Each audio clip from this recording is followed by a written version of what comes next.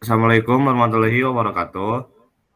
Kami Waalaikumsalam. dari kelompok 5 akan mempresentasikan sebuah judul Sistem Pendukung Keputusan Rekomendasi Buku Bacaan Populer di Perpustakaan berdasarkan frekuensi pinjam, rating, dan relevansi mata kuliah menggunakan metode Topsis. Di sini dengan anggotanya ada Eki, Fahmi, Gilang, dan Iqbal. Mungkin langsung saja. Untuk latar belakangnya, pemilihan buku bacaan yang tepat sangat penting dalam mendukung proses belajar mahasiswa.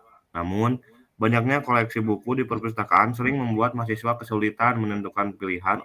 Untuk itu, dibutuhkan sistem pendukung keputusan yang mampu merekomendasikan buku berdasarkan data objektif seperti frekuensi peminjaman, rating pembaca, dan relevansi terhadap mata kuliah. Metode Topsis digunakan karena dapat mengurutkan alternatif berdasarkan kedekatan terhadap solusi terbaik sehingga rekomendasi buku menjadi lebih akurat dan bermanfaat. Untuk permasalahannya, bagaimana merancang sistem pendukung keputusan untuk merekomendasikan buku bacaan populer di perpustakaan berdasarkan frekuensi pinjam, rating, dan relevansi mata kuliah menggunakan metode Topsis. Dan untuk tujuannya, untuk merancang dan membangun sistem pendukung keputusan yang dapat merekomendasikan buku bacaan populer di perpustakaan berdasarkan frekuensi pinjam, rating, dan relevansi mata kuliah dalam menggunakan metode Topsis. Baik, untuk selanjutnya akan disampaikan oleh Eki. Saya, ya baik, izin mempresentasikan. Kenapa sih metode Topsis? Metode Topsis dipilih karena mampu menangani banyak kriteria penilaian secara objektif dan sistematis, seperti frekuensi pinjam, rating, dan relevansi mata kuliah. Dengan membandingkan setiap alternatif terhadap solusi ideal dan anti-ideal, metode ini menghasilkan peringkat yang akurat dan mudah diinterpretasikan, sehingga sangat cocok digunakan untuk memberikan rekomendasi buku populer di perpustakaan. Selanjutnya, Pak Mi, tolong next. Nah, di sini ada kriteria yang kita pakainya ya.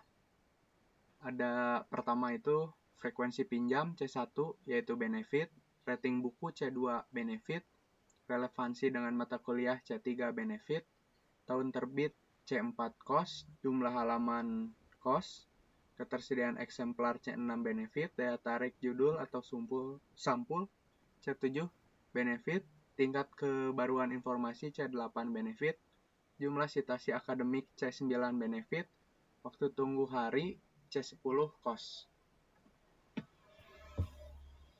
Next. Di sini ada bobot dan jenis kriterianya.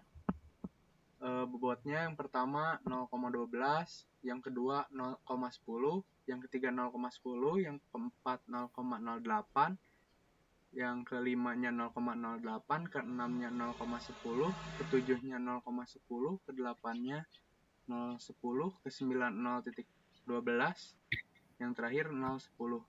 Dan jenisnya benefit, cost-nya ada 3, sisanya ada benefit semua. Next, Fahmi. Langkah-langkah normalisasi matriks. Di sini membuat matriks normalisasi dari data awal. Untuk setiap kolom kriteria dihitung jumlah kuadrat nilainya, sum squares, lalu nilai setiap baris dibagi dengan akar kuadrat dari jumlah kuadrat tadi, div, agar semua data berada dalam skala yang sama. Hasilnya disimpan ke array normal, array dolar normal. Selanjutnya dilanjutkan oleh teman saya. Baik, selanjutnya akan saya lanjutkan. Untuk matriks ternormalisasi terbobot dari potongan kode tersebut digunakan untuk menghitung matriks normalisasi terbobot, yaitu hasil dari nilai-nilai normalisasi yang sudah dihitung sebelumnya dikalikan dengan bobot masing-masing kriteria. Tujuannya adalah agar setiap nilai alternatif tidak hanya dinilai berdasarkan besar kecilnya, tetapi juga memperhitungkan tingkat kepentingan dan setiap kriteria.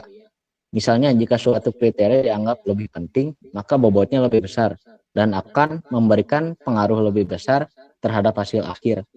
Hasil dari perhitungan ini disimpan dalam array variabel Y yang akan digunakan dalam langkah selanjutnya pada metode topsis seperti menentukan solusi ideal dan menghitung nilai referensi. Selanjutnya, menentukan nilai terbaik dan terburuk untuk setiap kriteria.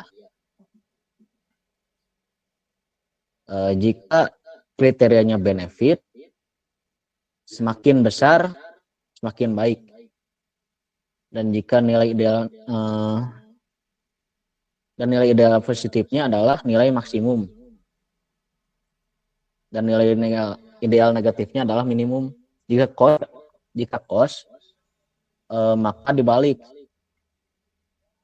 Lalu disimpan dalam array ideal positif dan ideal negatif. Untuk selanjutnya akan dijelaskan oleh Iqbal.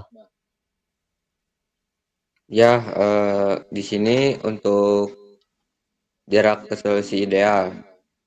Untuk setiap alternatif, dihitung jarak terhadap solusi ideal positif, yaitu D+, seberapa jauh dari nilai terbaik. Lalu ada solusi ideal negatif, D-, seberapa dekat dengan nilai terburuk. Di sini rumusnya menggunakan jarak Euklidean, yaitu selisih nilai tiap kriteria dengan solusi ideal. Lalu dikuadratkan dan dijumlah, kemudian diakarkan. Lalu selanjutnya, ya di sini ada nilai preferensi dan ranking, yaitu mengurutkan array dari alternatif hasil berdasarkan nilai preferensi nilai dari yang tertinggi ke terendah. Alternatif dengan nilai tertinggi akan berada di urutan pertama sebagai rekomendasi terbaik. Ya baik, selanjutnya di sini untuk program webnya seperti digambar. Di sini ada input data buku. Nama bukunya ada buku A, buku B, dan buku C. C1-nya di sini ada preferensi pinjam. Untuk buku A ada 45, buku B ada 20, buku C ada 35. Untuk ratingnya di sini ada C2, buku A ada 5, buku B ada 3, buku C ada 4. Dan seterusnya seperti digambar. Di sini kita bisa melihat untuk proses topsisnya. Untuk proses topsisnya seperti berikut.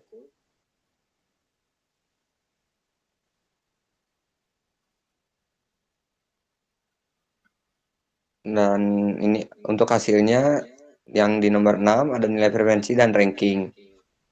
Ya langsung saja untuk validasi atau mensinkronkan data dari web ke Excel-nya bisa dilihat dari gambar tersebut. Dari data awal, lalu ada matriks normalisasi, lalu ada matriks ternormalisasi terbobot, ada solusi ideal, lalu ada jarak ke solusi ideal, dan yang terakhir nilai preferensi dan ranking.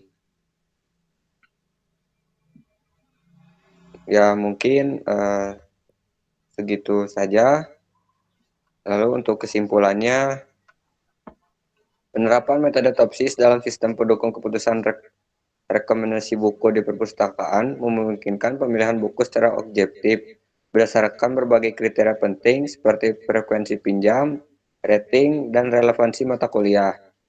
Hasil perhitungan memberikan rekomendasi yang lebih terarah dan membantu mahasiswa maupun pengelola perpustakaan dalam menentukan buku bacaan yang layak diprioritaskan.